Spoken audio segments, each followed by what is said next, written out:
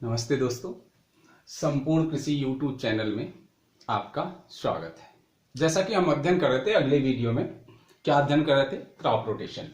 क्या अध्ययन कर रहे थे? Crop rotation.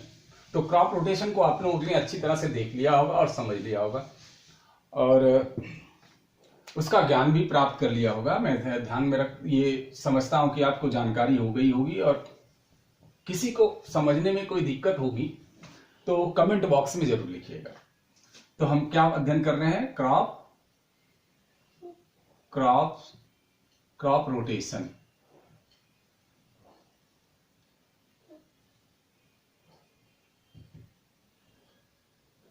क्रॉप रोटेशन, फसल चक्र।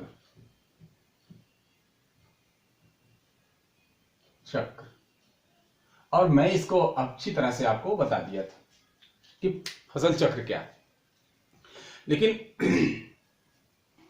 अगर आप इसको परिभाषित करेंगे तो बोल के बता देता हूं, लिखूंगा नहीं। अगर आप इसको परिभाषित करेंगे तो कई तरीके से कई वैज्ञानिकों ने इसको परिभाषित किया है। जैसे पहला था, किसी निश्चित समय में, किसी निश्चित क्षेत्र में, किसी निश्चित समय में फसलों को अदल बदल कर मृदा की उर्वरता को ह्रास किए बिना, कम किए बिना अधिक उत्पादन या अधिक उपज प्राप्त करना क्या कहलाता है? फसल चक्र। अब इसी को दूसरे शब्दों में हम कह सकते हैं,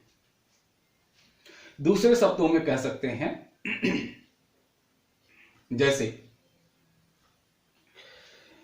क्या कह सकते हैं दूसरे शब्दों में? किसी फसल चक्र क्या है? किसी निश्चित क्षेत्र में, निश्चित समय में मृदा की उर्वरता को कम किए बिना, ठीक है, ध्यान दीजिएगा, मृदा की उर्वरता को कम किए बिना फसलों को अदल बदल कर कृषक अपने संपूर्ण कृषि संसाधनों का उपयोग करते हुए, ध्यान दीजिएगा, इसमें एक पॉइंट हो गया, संपूर्ण कृषि संसाधनों का उपयोग करते हुए अधिक से अधिक उपज प्राप्त करना या उत्पादन प्राप्त करना भी फसल चक्र कहलाता है। पहला मैंने बताया था, निश्चित समय, निश्चित क्षेत्र, फसलों को अदल बदल करना, मृदा की उर्वरता को कम किए बिना अधिक उत्पादन प्राप्त करना। लेकिन इसमें एक टॉपिक और जुड़ गई कि किसान के पास उपलब्ध समस्त संसाधन जो है उसका भी सुचारू रूप से प्रयोग किया जा सके। सही स्थान पर संसाधन जितने हैं किसान के पास वो उतना उपयोग कर सके। मान लो मैं कहता हूं संसाधन किसान के पास क्या है? खेती है, ट्रैक्टर है, बैल है, या कृषि यंत्र है, खाद है, और जो है कि पानी की सुविधा क्या है, इनको भी देखना है ना।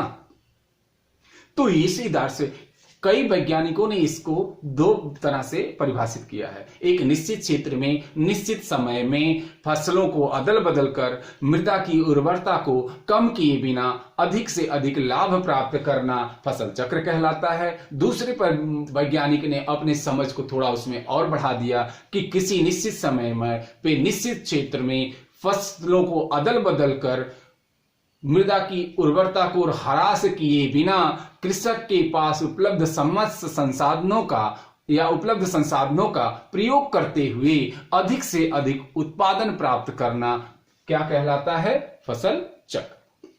अब फसल चक्र आता है तो फसल चक्र के मुख्य उद्देश्य भी, फसल चक्र का उद्देश्य है कि आखिर फसल चक्र किसान बनाया क्यों, इसकी तो जरूरत है। अर्थात हम कह सकते हैं प्रिंसिपल्स ऑफ क्रॉप रोटेशन।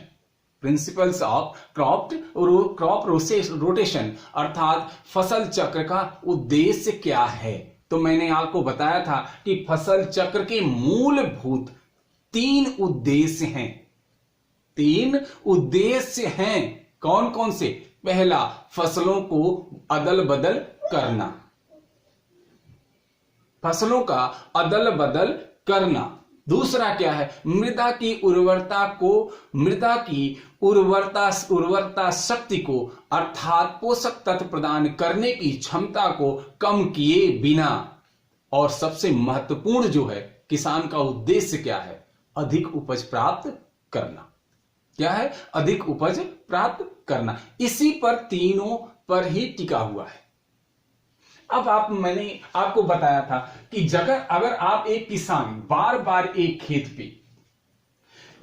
पर धान की फसल लेता है, क्या लेता है, धान की फसल बार बार प्रतिवर्ष लेता है, तो धान जो पोषक तत्व लेता है अधिक मात्रा में या उपयोग करता है, पोषक तत्व न्यूट्रिशन, वो उसकी मात्रा इस मृदा से कम हो जाएगी। क्या हो जाएगी, कम हो जाएगी। और कम होगी तो क्या होगा, किसान का उत्पादन दिन प्रतिदिन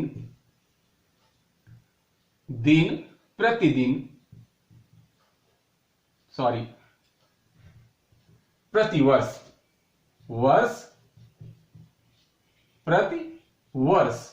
कम होता जाता है। हमें तो यही चीज प्राप्त करना है, उत्पादन किसान का कम ना हो। ठीक है, तो फसल चक्र के उद्देश्य क्या है, प्रिंसिपल ऑफ क्रॉप रोटेशन।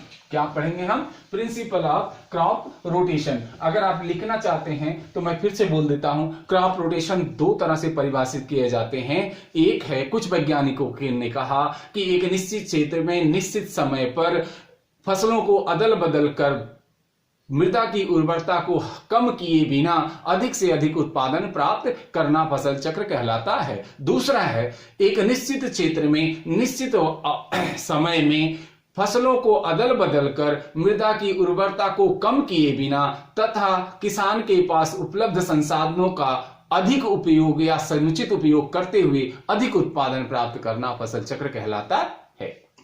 अब हम आपको अध्ययन हम आप करेंगे प्रिंसिपल ऑफ क्रॉप रोटेशन। क्या अध्ययन करेंगे, प्रिंसिपल ऑफ क्रॉप रोटेशन अर्थात फसल चक्र के उद्देश्य।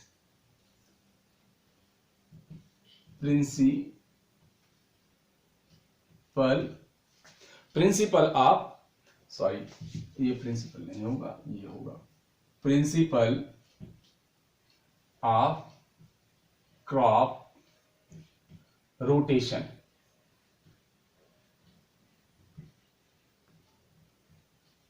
लिखने में कभी कभी मिस्टेक हो जाती है, इसको अवॉइड करिएगा।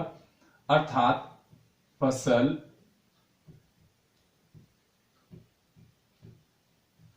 चक्र का उद्देश्य, फसल चक्र का उद्देश्य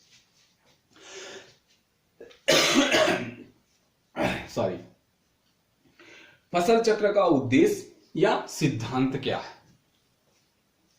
फसल चक्र का उद्देश्य नहीं, यहां सिद्धांत लिखेंगे सिद्धांत। फसल चक्र का सिद्धांत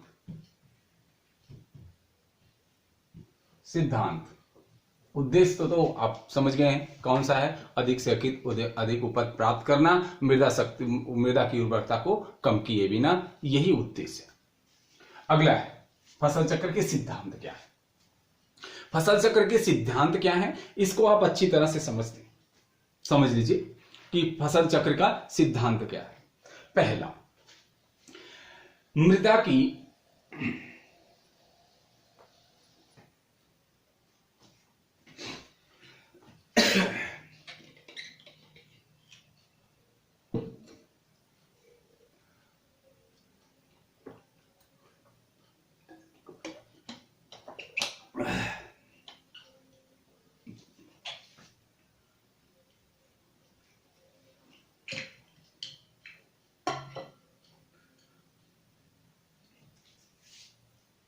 फसल चक्र के सिद्धांत हम पढ़ रहे हैं।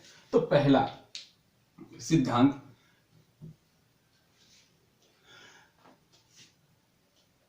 नंबर 1, ध्यान दीजिएगा, फसल चक्र के सिद्धांत ही मूल है। अभी जब हम पढ़ाएंगे तो मैंने कहा था आपको कि फसल चक्र की टॉपिक खत्म होने के बाद मैं आपको इसके आधार पर फसलों का वर्गीकरण भी बताऊंगा। तो पहला है अधिक खाद चाहने वाली फसल के बाद कम खाद या उर्वरक, दोनों लिखिएगा, खाद या उर्वरक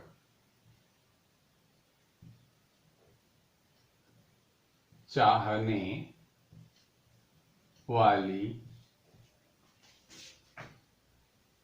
फसल को उगाना। प्रिंसिपल पहला कि जिस फसल को उगाने के लिए अधिक खाद और उर्वरक की आवश्यकता होती है तो उसके बाद कम खाद और उर्वरक चाहने वाली फसल को उगाना चाहिए। अब इसका उद्देश्य तो आपने सोच लिया कि प्रिंसिपल कह रहा है फसल चक्र का कि अधिक खाद चाहने वाली फसल के बाद कम खाद या उर्वरक चाहने वाली फसल को उगाना। इसका मान लो ये खेत है, मैंने आपको कहा था निश्चित है, क्या है, निश्चित समय क्षेत्र, और दूसरा क्या है, निश्चित क्या है, निश्चित, मैंने लक्षण में बताया था निश्चित समय। समय कौन सा निश्चित है? निश्चित यह समय है कि खरीफ, रबी, जायद, इन तीनों ऋतुओं में फसल को सही समय पर, समय क्या है, खरीफ की समय पर, रबी की समय पर, जायद, ये समय हो गया कि नहीं, निश्चित समय है क्या, खरीफ, रबी, जायद, ये तीनों ऋतु में ये निश्चित समय है। निश्चित क्षेत्र क्या है, ये ए प्लॉट मान लीजिए किसान के पास ए, ठीक है, इसको निश्चित रखा है प्लॉट ए में, निश्चित क्षेत्र हो गया, निश्चित समय कौन हो गया, खरीफ, रबी, जायद, ये तीन ऋतुएं हो गई, अर्थात एक वर्ष, ठीक है। अगर यही रिपीट होगी फिर रबी फिर खरीफ जायद तो 2 वर्ष की हो जाएगी। तो अर्थात एक निश्चित समय क्या हो गया, 1 वर्ष में न खरीफ छूटे, न रबी की ऋतु छूटे और न जायद की। किसान को जिस खरीफ की ऋतु में जो फसल की आवश्यकता हो, जिसकी मार्केट अच्छी हो, जिसका वो बेचना चाहता है उसको उगाएगा, अर्थात निश्चित समय हो गया और निश्चित क्षेत्र हो गया। अब क्या कहता है कि यहां टॉपिक आती अधिक खाद चाहने वाली फसलें और के बाद कम खाद चाहने वाली फसलों को उगाना। मान लीजिए आपने अधिक खाद चाहने वाली यहां पे लगा दिया आलू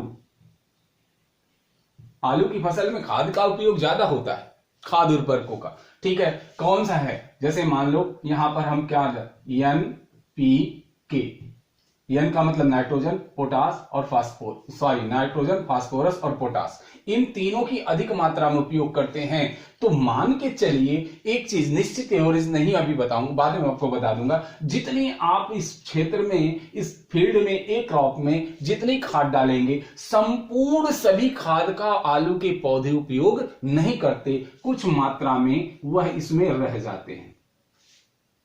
अगर आप कम खाद चाहने वाली फसल आलू के बाद उगाएंगे तो आपको कम उर्वरक की आवश्यकता देनी पड़ेगी। अर्थात एक तरह से यह भी सोच सकते हैं कि किसान खाद पर खर्च करता है, जो खाद और उर्वरक पर जो व्यय करता है, अगर आलू में अधिक करता है तो कम खाद वाली अगर फसल उसके बाद उगा लेगा तो उसको खाद और उर्वरक पर व्यय कम हो जाएगा, ठीक है। और तीसरा हमने कहा कि हमारी क्या है, फसल चक्र क्या कर रही है, फसल चक्र कह रही है कि हमारा उद्देश्य ही है कि मृदा की उर्वरता को कम न किया जाए, मृदा को उर्वरता को कम न होने दिया जाए, ऐसी हम फसल चक्र बनाए। तो क्या हुआ, पहला सिद्धांत क्या कह रहा है कि अधिक खाद चाहने वाली फसल के बाद कम खाद चाहने वाली फसल को उगाना। याद रखिएगा, यहां पर टॉपिक दोनों एक ही रहेगी। आप आगे लिखेंगे अधिक और दूसरा लिखते हैं कम। ठीक है, अधिक खाद चाहने वाली, तो अब हो जाएगा अधिक पानी चाहने वाली। क्या हो जाएगा? अधिक क्या होगा? पानी चाहने वाली फसल के बाद कम पानी चाहने वाली। इसको मिटा देते हैं।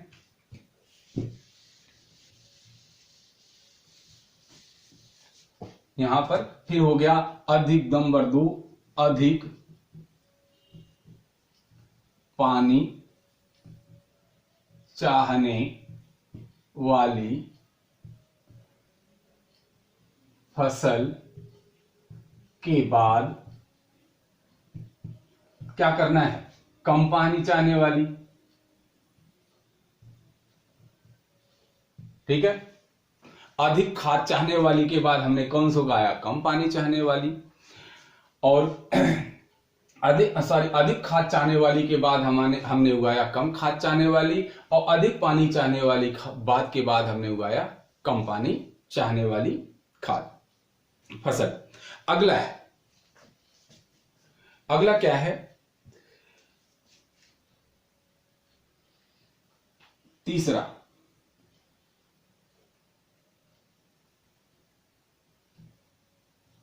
अदलहनी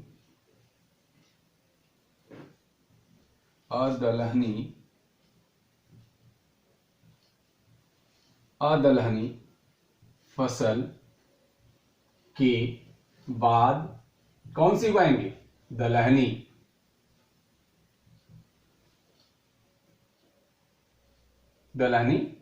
फसल उगाना। ठीक है, 3 सिद्धांत हुए।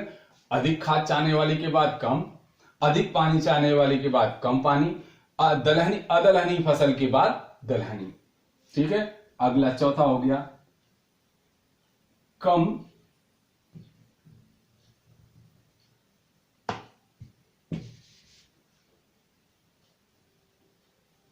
अधिक गहरी जड़ वाली फसल के बाद कम गहरी जड़ वाली फसल उगाना, या कम गहरी फसल के बाद अधिक गहरी वाली जड़ वाली फसल को उगाना। अगला हो गया। अगला क्या होता है कि इसके आगे क्या है? यहां कह सकते हैं पांचवा, अधिक निकाई गुड़ाई चाहने वाली फसल के बाद कम क्या निकाई गुड़ाई वाली फसल उगाना।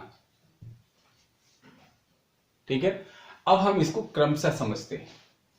पहला मैंने कहा अधिक खाद चाहने वाली के बाद कम खाद चाहने वाली, दूसरी है अधिक पानी चाहने वाली के बाद कम पानी चाहने वाली, अदलहनी फसल के बाद दलहनी फसल उगाना, अधिक गहरी जड़ कम जड़ी या जड़ वाली फसल के बाद गहरी जड़ वाली फसल उगाना, अधिक निकाई चाहने वाली फसल के बाद कम निकाई वाली फसल उगाना।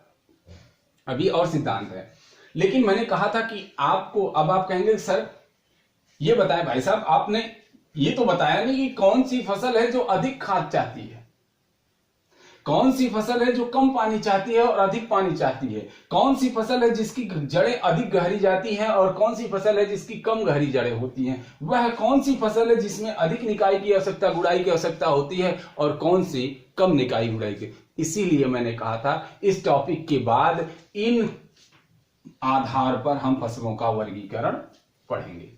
किसके आधार पर? कम खाद चाहने वाली, खाद के आधार पर, खाद की उपयोगिता के आधार पर, कम पानी चाहने वाली फसल के आधार पर, और पानी चाहने वाली फसल के आधार पर, अधिक गहरी जड़ वाली फसल के आधार पर, दलहनी अदलहनी तो आप जानते ही हैं। तो इसके आधार पर हम अध्ययन करेंगे, ठीक है। और आगे हम सिद्धांत और भी हैं, इसको अगले वीडियो में करेंगे। अगर हमारी वीडियो आपको अच्छी लगती है तो लाइक करिएगा, सब्सक्राइब करिएगा और शेयर करिएगा और कमेंट भी करिएगा। धन्यवाद।